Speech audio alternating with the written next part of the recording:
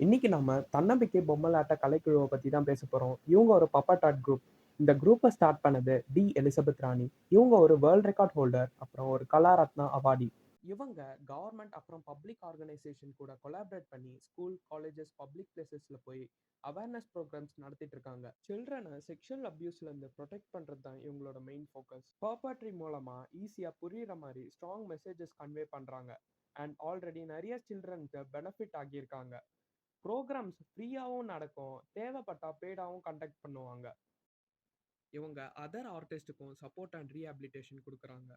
Elderly, women, அப்புறமா destitute சில்ட்ரனுக்கு care பண்றாங்க. இவங்க 79 நிமிஷம் கண்டினியூஸா பப்பட்ரி பெர்ஃபார்ம் பண்ணி மல்டிபிள் வாய்ஸஸ்ல அவேர்னஸ் கிரியேட் பண்ணி ஒரு வேர்ல்ட் ரெக்கார்ட் பண்ணியிருக்காங்க. அது மட்டும் இல்லாம 2025ல best social service state award வாங்கியிருக்காங்க. அதுவும் இல்லாம புதுச்சேரி கவர்மெண்ட்டோட ஆர்ட் அண்ட் கல்ச்சர் டிபார்ட்மெண்ட் கூட சேர்ந்து காலேஜ் ஸ்டூடெண்ட்ஸ்க்கு பப்பட்ரி ட்ரைனிங் கொடுத்து புது ஆர்டிஸ்ட்டை கிரியேட் பண்ணிட்டு இருக்காங்க.